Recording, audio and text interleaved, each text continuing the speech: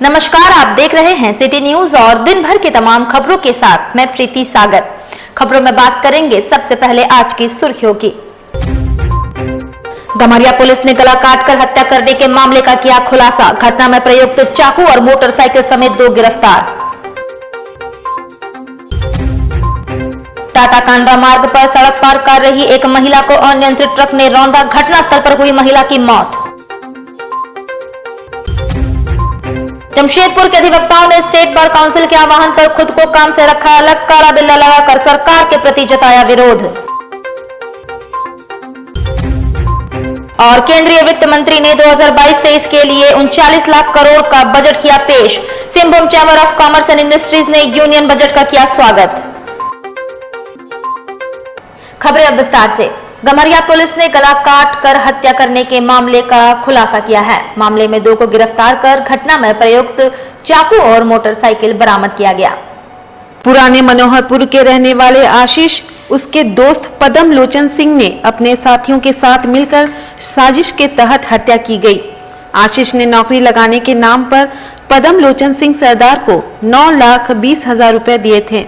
पैसे नहीं देना पड़े, इसीलिए पदम लोचन सिंह सरदार ने अपने साथी वरुण सिंह और पद्मानंद सिंह के साथ मिलकर आशीष की हत्या जंगल में ले जाकर कर दी। साजिश के तहत आशीष को मेला घुमाने सभी ले गए और उसे जमकर शराब पिलाई। इसके बाद भाडोडी जंगल में चाकू से उसका धड़ और सर अलग अलग कर दिया। इतना ही नहीं, किसी को पता नहीं चले, लिहाजा आशीष के कटे सर को सतनाला नाला के पास खाई में फेंक दिया। पुलिस ने इस मामले का खुलासा बहुत जल्द कर दिया और सभी आरोपी को गिरफ्तार कर लिया है। सर बोला वो सही है। सर को अरे क्यों मारे, बताओ ना तुम। वो मेरे को पैसा एक बार मांगा कि शादी का पैसा जल्दी अरेंज करके दो, तो फिर मेरे पास वो था नहीं। मैंने बोला एक बार रुको, तो फिर फ़ोन करने लगा। फिर मैं टेंशन में आ गया और मैं क्या कुछ कर पाता कुछ पता नहीं चला। उसके बाद हमारे साथ कौन कौन था? मेरे साथ वरुण था और पंचानंद था। अरे 9 लाख कितना दिन में लिया? पार्ट में लिए थे। कितना? पिछले 6 महीने से लगभग। नगद लिए थे कि कैश? चेक में? फोन पे में आधा कैश भी था। कैसे 9 लाख रुपये दिया था? किसने दिया? क्या बोला था? नौकरी लगाएंगे। किस जगह पर हत्या की है उसका? काम के लिए भी। किस जगह पे हत्या किया आप? अपने काम के लिए भी कुछ। किस जगह हत्या किया? वो सातनाला वाला रास्ता था। सातनाला वाला रूट में। सतनाला बोला मैं बड़ा मेरिया होगा। 31 को जो हमारे विक्टिम है उनकी मदर आई हमारे पास कि जो उनका लड़का है वो मिल नहीं रहा है। लड़के का नाम समीर चल, उनकी माता का नाम है अन्ना देवी। ये लोग मनोहरपुर थाना के रहने वाले हैं, बीस सिंह को। उन्होंने इन्वेस्टिगेशन में ये बात पता चली पूछताछ करने पर कि समीर छल अपने एक मित्र जो है जिनका नाम पद्म लोचन सिंह है, उनसे काफ़ी घनिष्ठ थे, उनसे घनिष्ठ मित्रता थी, उन पर बहुत ब्लाइंड ट्रस्ट था उनका। उन्होंने उनको नौकरी दिलाने के एवज में उनसे पहले 6 लाख रुपया, उसके बाद 3 लाख रुपए, ऐसे करके कुल 9,20,000 रुपये उनसे लिए थे समीर छल से। बाद में जब नौकरी नहीं लगी और उन्होंने वो पैसा मांगा होगा तो बदले में उनका, क्योंकि पैसा लौटाने का कभी मंशा थी ही नहीं, वो सिर्फ उसको फ्रॉड करने की कोशिश कर रहे थे, तो उन्होंने अपने कज़न पंचानंद सिंह और वरुण सिंह नाम के व्यक्ति के साथ एक पूरा षड्यंत्र रचा कि किस तरह से जो 9 लाख रुपए मुझे मिल गए हैं मुझे वो वापस ना लौटाने पड़े, और उसके बदले में उन्होंने उसको उन दोनों को कुछ अमाउंट प्रॉमिस किया। इस प्लान के अंतर्गत उन तीनों ने जो हमारे विक्टिम है समीर छल, ये किसी बहाने से उसको एक मेला लगता है यहाँ पर बोडाम में, तो वहाँ उस मेले में घुमाने ले गए बाइक पर, और अकेला रास्ता देखकर सुनसान में उसको भादुड़ी जंगल में ले जाकर उसको बहुत ही ब्रूटली उसका मर्डर किया। उसके सर को उसकी बॉडी से अलग किया गया चाकू से। उसकी बॉडी को एक जगह पे फेंका गया, उसके सर को वहाँ से बहुत दूर, लगभग 5-6 किलोमीटर दूर शायद, उससे दूर फेंका गया, क्योंकि आज बहुत टाइम लगा है उनको। बहुत नीचे स्लोप था बता रहे हैं, ये जो टीम गई थी वहाँ पे छापामारी के लिए, वहाँ नीचे उतर के उन्होंने रिकवर किया उसके हेड को। और जो मर्डर वेपन था उसको तालाब में फेंक दिया गया था। तो क्या ओपन था सर? जिसको तालाब में फेंका था, जो हमारी छापामारी दल ने रिकवर कर लिया है। बॉडी जो उसकी थी विदाउट हेड उसको रिकवर कर लिया गया। सर जो था कटा हुआ उसको रिकवर कर लिया गया। और ये सब पूरे प्रोसेस में सब सबूत छुपाने के लिए इन लोगों ने जो विक्टिम था उसको मारने के बाद उसके कपड़े उतार के उसको दूर कहीं ले जाके जलाने की भी कोशिश करी। उधर सरायकेला जिले में सड़क हादसा थमने का नाम नहीं ले रहा है। हर दिन किसी न किसी मार्ग पर सड़क हादसे हो रहे हैं। वहीं मंगलवार को टाटा कांड्रा मार्ग पर कांड्रा टोल ब्रिज के समीप सड़क पार कर रही एक महिला को अनियंत्रित ट्रक ने रौंद दिया, जिससे महिला की मौके पर ही मौत हो गई। घटना के बाद राहगीरों में दहशत का माहौल देखा गया। वहीं घटना की जानकारी मिलते ही कांड्रा थाना पुलिस मौके पर पहुंची और ट्रक को जब्त करते हुए चालक को हिरासत में लेते हुए JRDCS के एम्बुलेंस से महिला को जमशेदपुर MGM अस्पताल भिजवाया। साथ ही महिला के संबंध में जानकारी जुटाने में जुट गई। क्या सूचना मिली थी आप लोगों को? वही थाना वाले भी था साथ में, बुलाया गया। वहीं पर हम लोग का एम्बुलेंस भी खड़ा था। कांड्रा टोल के बगल में एक्सीडेंट हुआ है। कांड्रा टोल के बगल में हुआ है, जो ऑफिस है वहीं पर। किस थाना क्षेत्र में है? वो आपका बालीडी कांड्रा मोड़ पड़ेगा। थाना कांड्रा है। अच्छा, कैसे क्या सूचना मिला? वही बगल में था, वो थाना वाला वो बुलाया गया है। वो टोल स्टाफ भी था, सारे वहीं पर बगल में हुआ है। कैसे टोल के हुआ? बगल में हुआ, आर पार हो रहा था। अच्छा, स्पीड गाड़ी था, मार दिया उसमें। कौन सा गाड़ी था? ट्रक में मारा है। पकड़ा गया गाड़ी? पकड़ा गया, थाना के अंदर में होगा। महिला का कुछ पता चला कौन है? महिला का वही गांव के अगल बगल में देखने में लग रहा है। नाम पता चला? नाम तो नहीं पता है अभी फिलहाल। उधर जमशेदपुर के अधिवक्ताओं ने स्टेट बार काउंसिल के आह्वान पर मंगलवार को खुद को न्यायिक कार्यों से अलग रखा। साथ ही काला बिल्ला लगाकर सरकार के प्रति विरोध जताया। इसकी जानकारी देते हुए डिस्ट्रिक्ट बार एसोसिएशन के अध्यक्ष लाला अजित कुमार अम्बस्ट ने बताया कि राज्य भर में आए दिन वकीलों पर हमले हो रहे हैं। अधिवक्ता सुरक्षा कानून की मांग वर्षों से की जा रही है, मगर सरकार राज्य के वकीलों को सुरक्षा मुहैया कराने में विफल साबित हो रही है। ऐसे में राज्य भर के वकील अपनी सुरक्षा की मांग को लेकर आंदोलित हैं। यही कारण है कि आज राज्य भर के अधिवक्ता काला बिल्ला लगाकर खुद को न्यायिक कार्यों से अलग रखा है। उन्होंने बताया कि इस संबंध में एक मांग पत्र जिले के उपायुक्त के माध्यम से मुख्यमंत्री को भी सौंपा जा रहा है, ताकि जल्द से जल्द राज्य में अधिवक्ता सुरक्षा कानून लागू किया जा सके। आज की यह बंदी झारखंड राज्य बार काउंसिल के द्वारा यह निर्णय लिया गया कि झारखंड राज्य बार काउंसिल के माननीय सदस्य श्री हेमंत सिकरवार के ऊपर एक जानलेवा हमला हुआ। उनके परिवार पर पूरे परिवार पर हमला हुआ और उनकी जान मारने का प्रयास किया गया। इसके लिए क्या कर रहे हैं आप लोग? इस हमले के विरोध में अभी तक जो लोग हमला कारित किए हैं उन अपराधियों की अभी तक गिरफ्तारी नहीं हुई है। इस गिरफ्तारी की मांग को लेकर झारखंड राज्य बार काउंसिल द्वारा पूरे राज्य में आज एक दिवसीय अपने आप को सभी अधिवक्ता एक दिवसीय न्यायिक कार्य से अलग रखें। बात इसमें और भी कहना है कि जो है ये तुरंत जो है इस पर आपराधिक कार्रवाई जो है उस पर होना चाहिए और इस पर जो है गैर जमानती होना चाहिए। इस तरह का एक्ट एक लागू हो। हम गाइड हो रहे हैं अभी पेरेंट बॉडी से। पेरेंट बॉडी ने एक इमरजेंट मीटिंग की थी 30 तारीख को। उसी के अनुसार हम लोग आज सब लोग पूरा झारखंड के जितने अधिवक्ता हैं सभी लोग काम से अपने को अलग कर रखे हैं आज। और फिर जो बार काउंसिल निर्णय लेगी फिर हम लोग उसको फॉलो करेंगे। अगर उनकी गिरफ्तारी होती है और पुलिस इस पर जितनी जल्दी एक्ट करके उन दोषियों को अपने जगह पे पहुंचाने का काम करती है तो फिर बार काउंसिल जो भी गाइड करेगा हम लोग उसके गाइड के तहत अपना काम करेंगे।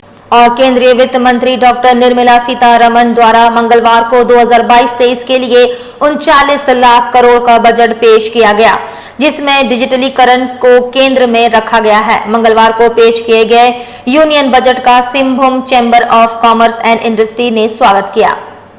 इस संबंध में जानकारी देते हुए चैम्बर अध्यक्ष विजय आनंद मुनका ने बताया कि बजट आत्मनिर्भर भारत को ध्यान में रखते हुए तैयार किया गया है।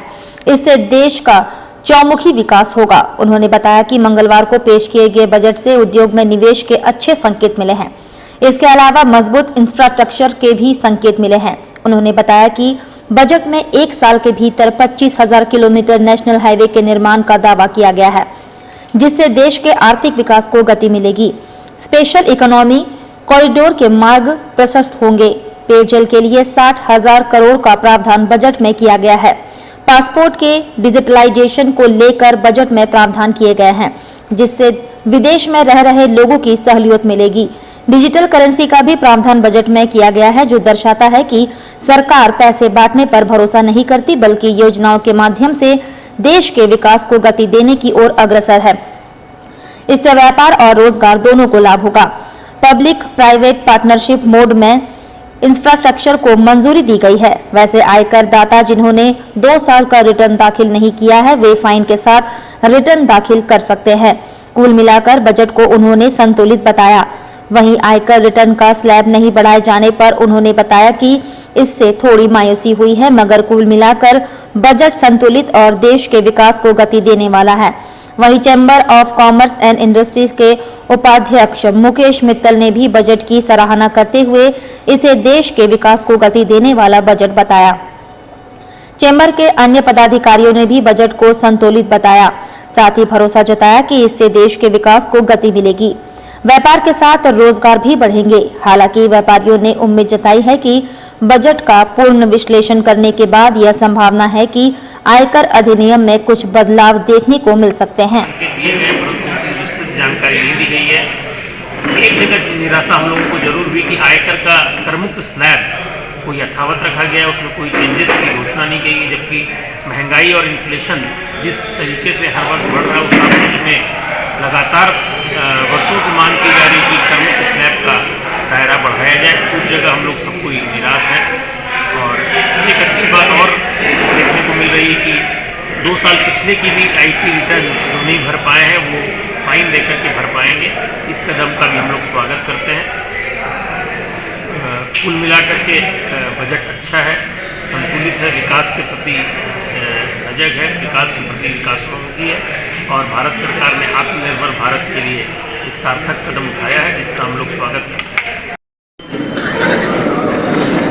लंबा सफर तय किया देश के पहले प्रधानमंत्री से लेकर आज नरेंद्र मोदी जी के कार्यकाल में हिंदुस्तान ने बहुत ऊपर नीचे देखा है। जिस समय एक समय ऐसा था जब देश में सुई नहीं बनती थी, मगर आज देश में डिफेंस के सामान बनते हैं। किसी भी बजट का सबसे बजट क्या है, ये फिगर्स कि कहाँ से पैसे आएंगे और कहाँ खर्च होंगे। किसी भी सरकार के लिए सबसे इम्पोर्टेंट चुनौती होती है उसकी इम्प्लीमेंटेशन। हमारी उम्मीद है कि जो सरकार ने योजनाएं बताई है उसे जमीनी स्तर पर इम्प्लीमेंट किया जाएगा। साथ ही आपको बता दें, मोराबादी में हुए गोलीकांड में कालू लामा हत्याकांड का रांची पुलिस ने खुलासा किया है। 5 आरोपियों को गिरफ्तार कर हथियार भी बरामद किए हैं। गोलीकांड का खुलासा करते हुए रांची एसएसपी सुरेंद्र कुमार झा ने कहा, गोलीकांड को लेकर हमने एक एसआईटी की टीम गठित की थी, जिसमें कार्रवाई करते हुए हत्या की घटना में शामिल 5 अपराधियों को गिरफ्तार किया है। गिरफ्तार अपराधियों में ज्ञान रंजन, संदीप कुमार, सोनू कुरैशी, रविश भारद्वाज और बिट्टू खान शामिल हैं। गिरफ्तार अपराधियों ने हत्या की घटना में अपनी संलिप्तता स्वीकार कर ली है। 4 टीम फ्रेम किया गया था, क्योंकि जो था इसका ओवरऑल क्राइम का पैटर्न था जो कि वो इंटरस्टेट स्वरूप लिया हुआ था। बहुत सारी जगहों पर छापामारी हुई, जैसे कि आप सब जानते हैं कि रांची के अलावा बिहार के बहुत सारे छापामारी हुई। हर तरफ से एक डोमिनेट करने का प्रयास किया गया जो भी क्रिमिनल लिस्ट में थे। पहला टास्क पुलिस के लिए था कि उन लोगों को आइडेंटिफाइड करना जिसने पेशेवर तरीके से घटना को अंजाम दिया। बहुत जल्दी पुलिस ने उन लोगों को आइडेंटिफाइड किया कि कांड में कौन कौन लोग थे। दूसरी चुनौती थी पुलिस को उसको अरेस्ट करना। उसके अरेस्टिंग के बाद प्रयास था कि जो कांड में हथियार मोटरसाइकिल यूज किया गया था उसको रिकवर करना। कुल मिला के पुलिस के सारे एक्शन कंप्लीट हो चुके हैं। जो रिकवरी का था, जो आपने देखा होगा 2 मोटरसाइकिल पे 5 लोग थे।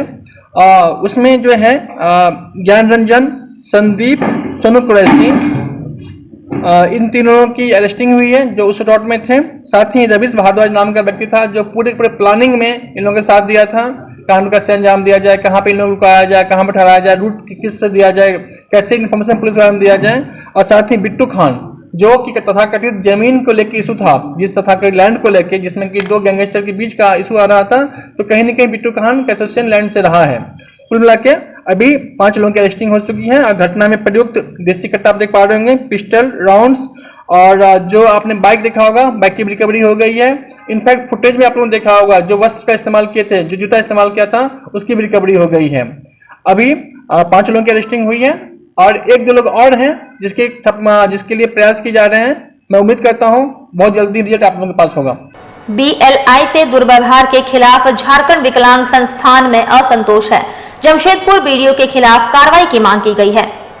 झारखंड विकलांग संस्थान के मुख्य सचिव दीपक कुमार श्रीवास्तव ने जिले के उपायुक्त से मुलाकात कर जमशेदपुर बीडीओ के खिलाफ दिव्यांग अधिकार अधिनियम 2016 की धारा 89-92 के तहत कार्रवाई की मांग की है। इस संबंध में जानकारी देते हुए दीपक श्रीवास्तव ने बताया कि बीते 27 जनवरी 2022 को दोपहर 1 बजे पीडीएस डीलर एवं BLI की प्रखंड कार्यालय परिसर में एक बैठक बुलाई गई थी, जिसमें बतौर BLI वे भी शामिल हुए थे। बैठक के दौरान मेरे द्वारा सवाल किए जाने पर प्रखंड विकास पदाधिकारी भड़क उठे और पीडीएस डीलरों एवं BLI के समक्ष मेरे साथ अभद्रता करते हुए बैठक से बाहर निकाल दिया। उन्होंने बताया कि आए दिन किसी न किसी पदाधिकारी द्वारा BLI के साथ अभद्र व्यवहार किया जाता है। बताया कि किसी भी सरकारी काम को करने के लिए BLI ही आगे बढ़कर काम करते हैं, उसके बाद भी इस तरह से व्यवहार किया जा रहा है। ज्ञापन देने वीडियो ने मेरे साथ जो है एक अभद्र व्यवहार किया। एक बैठक से जो है मेरा कोई बिना गलती का मेरे को बाहर निकाल दिए और मैं डीसी साहब को ज्ञापन देने आया हूँ कि दिव्यांग अधिकार अधिनियम 89 और 93 के तहत जो है उन पर उचित कार्रवाई किया जाए, या जो मीटिंग में जितने लोग बैठे थे उनके समक्ष जो है जितने लोग थे उनको दोबारा बुलाकर उनके समक्ष जो है मुझसे जो है माफी मांगे। वक्त हो चला है अब एक छोटे से ब्रेक का। ब्रेक के बाद खबरें और भी है, तब तक के लिए देखते रहिए सिटी न्यूज।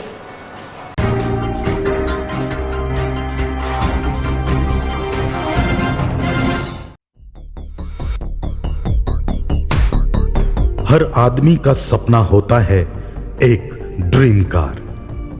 अगर आप चाहते हैं आपकी कार आपके सपनों जैसी सुंदर हो, तो आप आए हमारे पास। Car accessories, car decoration, car and bike modification, branded sound system and other items, और भी बहुत कुछ। अगर आपकी कार रास्ते में खराब हो गई है तो हमें फौरन फोन करें। Breakdown service 9031934924। होम सर्विस की सुविधा भी उपलब्ध है। Breakdown service, maintenance, washing and dropping, एक ही छत के नीचे आपको मिलेगी मैकेनिकल, डेंटिंग, पेंटिंग और सभी सुविधाएं। ज्यादा जानकारी के लिए विजिट करें हमारे वेबसाइट www.ashrafimotor.com पर। सभी सामान की क्वालिटी देखें, बाजार से रेट मैच करें और फिर हमारे डिस्काउंट शॉप में आएं। हमारा पता है अशरफी मोटर्स प्राइवेट लिमिटेड, मस्जिद रोड, गोलमुरी, जमशेदपुर।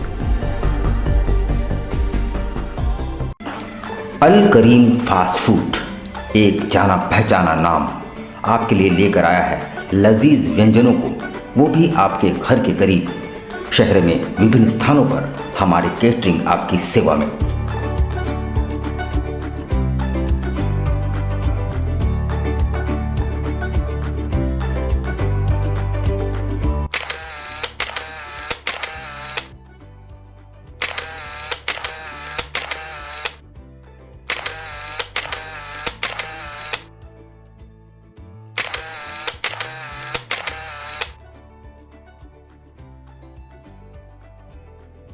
महंगाई के इस दौर में भी किफ़ायती और लजीज चाइनीज़ व्यंजनों के लिए हमारे कोलकाता से आए विशेषज्ञ शेफ प्रॉपर हाइजीन के साथ, इसके अलावा बिरयानी, फ्राइड राइस, रोल्स के अनगिनत आइटम्स।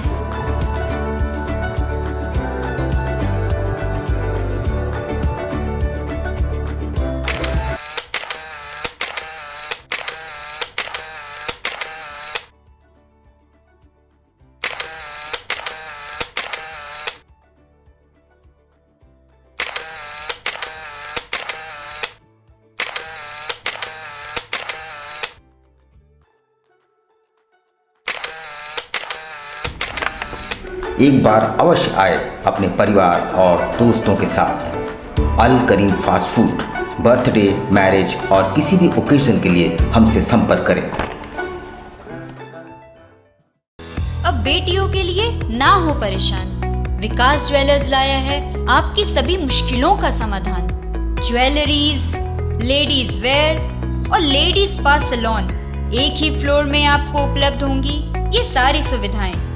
विकास ज्वेलर्स में हर तरह की ज्वेलरी उपलब्ध है, आकर्षक गिफ्ट्स, ऑफर्स और इंस्टॉलमेंट के साथ। मिनी मॉल फैशन बाजार में आपको उपलब्ध होंगी सभी तरह की ladies wear, kids wear, cosmetic items उचित मूल्य पर। Ladies purse, bags, sandals, party wears and casuals for females अब हर रेंज में उपलब्ध है। The beauty lady spa and salon में आपको मिलेंगी वर्ल्ड क्लास सुविधाएं लॉरियल प्रोफेशनल्स के तरफ से। स्वागत है आपका शॉपिंग मॉल में। हमारा पता first floor, Sasa market, old Purulia road, near Azad Nagar थाना, Mango, Jamshedpur. Contact number 0657 29 56 158।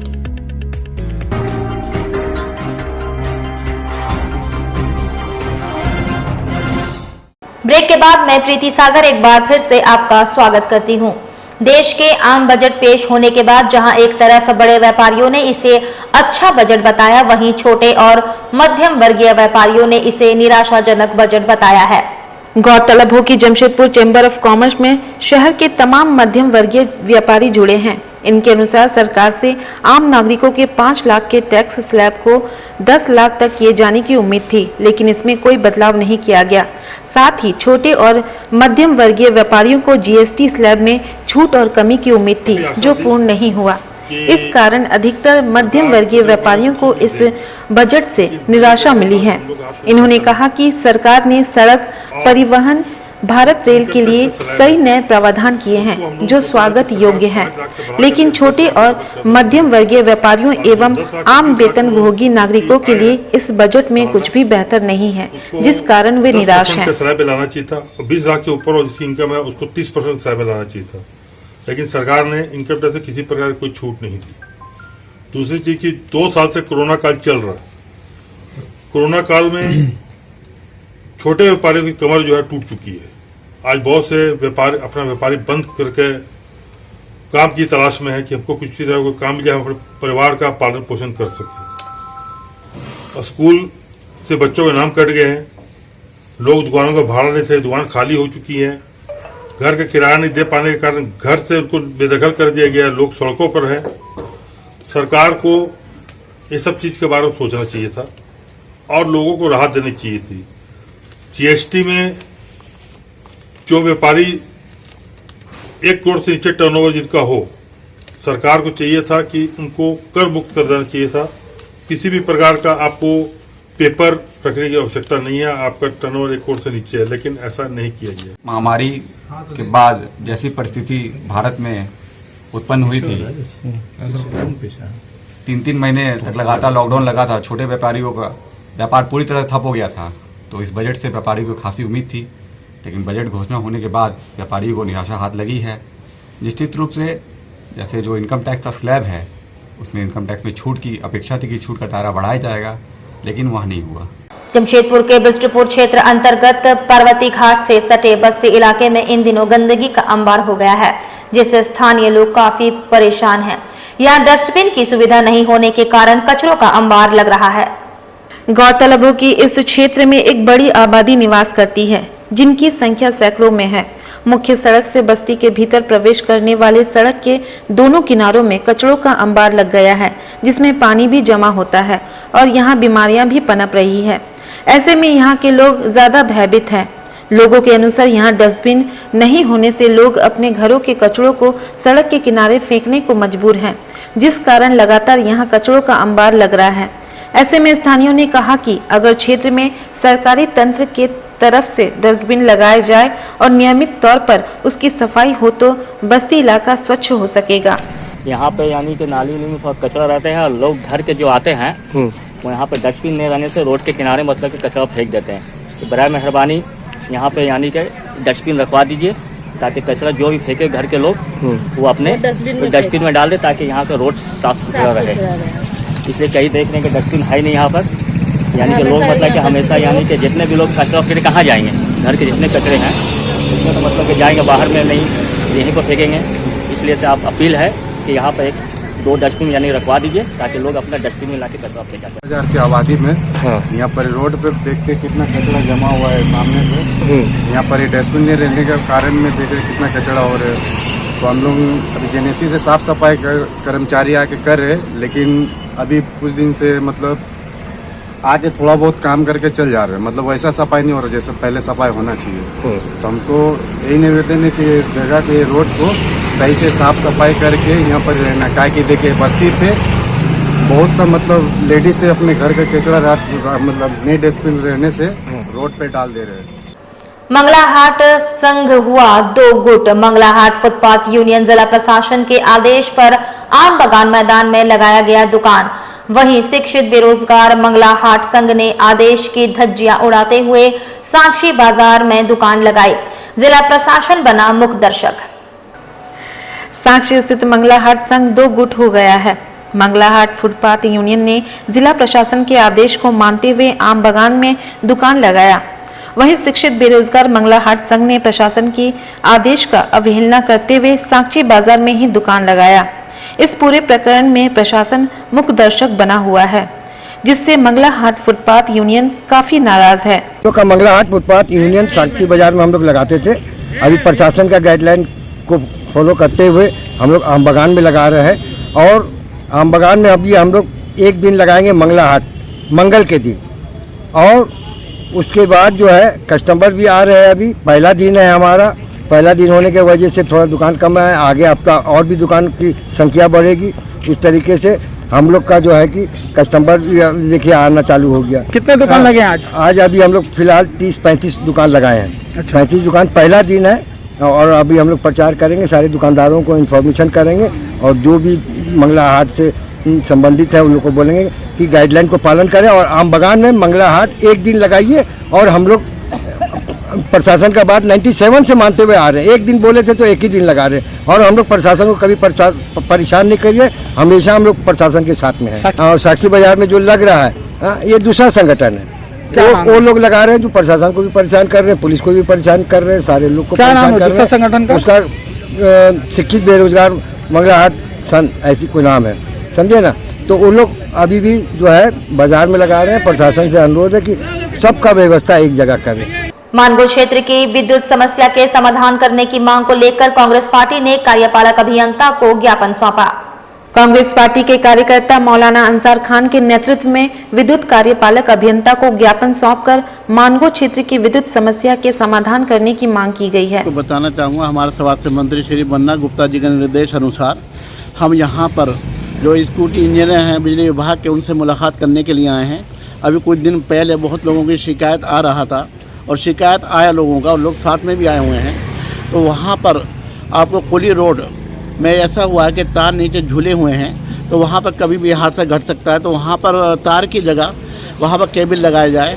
Number 2 cross road number 14 में वहाँ ट्रांसफार्मर की आवश्यकता है, और तार झूले हुए हैं, तो वहाँ पर ट्रांसफार्मर और वहाँ पर भी केबल लगाया जाए। और तीसरा बताना चाहूँगा, रोड नंबर 14 जो JMM ऑफिस है हमारा, तो वहाँ पर जो पोल है, पोल कभी भी दुर्घटना घट सकता है। तो वहाँ पर पोलों के लिए भी हम आए हैं, पोलों लगाने के लिए। और फेज़ 2 गुलाब बाग में वहाँ 8 पोलों की आवश्यकता है, क्रॉस रोड नंबर 1 में। तो वहाँ उसी बात के लिए हम लोग कराएं, क्योंकि इससे पहले हमने जो यहाँ के जो ठेकेदार थे तो उनको हमने सब जगह सर्वे करवा दिया था, उसके बावजूद भी अभी तक कोई कार्रवाई नहीं हुआ है। तो इसलिए हम उनके पास में आए। और वहीं आजाद नगर रोड नंबर 2 में कांग्रेस पार्टी अल्पसंख्यक मोर्चा की ओर से जरूरतमंदों के बीच कंबल का वितरण किया गया। आजाद नगर रोड नंबर 2 में कांग्रेस पार्टी अल्पसंख्यक मोर्चा के जिला अध्यक्ष मोहम्मद जावेद के नेतृत्व में जरूरतमंदों के बीच कंबल का वितरण किया गया। ठंड जो है ना बहुत ज़्यादा बढ़ रही है, और रेगुलर जो है ना गरीबों को कंबल बांट रहा हूँ। और मैं चाह रहा हूँ कि हर दिन कंबल बांटूंगा, और जैसे जैसे ठंड कम होती जाएगी तो उसके बाद साड़ी बांटूंगा गरीबों को, कपड़े लत्ते भी दूंगा। और राशन भी बांटूंगा। जो तकलीफ गरीबों को होगी वो पूरा करूंगा मैं। चलते चलते एक बार फिर से नजर डालेंगे अब तक की सुर्खियों पर। गमरिया पुलिस ने गला काटकर हत्या करने के मामले का किया खुलासा। घटना में प्रयुक्त चाकू और मोटरसाइकिल समेत 2 गिरफ्तार। टाटा कांड्रा मार्ग पर सड़क पार कर रही एक महिला को अनियंत्रित ट्रक ने रौंदा। घटनास्थल पर हुई महिला की मौत। जमशेदपुर के अधिवक्ताओं ने स्टेट बार काउंसिल के आह्वान पर खुद को काम से रखा अलग। काला बिल्ला लगाकर सरकार के प्रति जताया विरोध। और केंद्रीय वित्त मंत्री ने 2022-23 के लिए 39 लाख करोड़ का बजट किया पेश। Singhbhum chamber of commerce and industries ने यूनियन बजट का किया स्वागत। और अभी के लिए बस इतना ही। कल फिर मिलेंगे कुछ अन्य खबरों के साथ। तब तक के लिए दीजिए सिटी न्यूज की पूरी टीम को इजाजत। नमस्कार।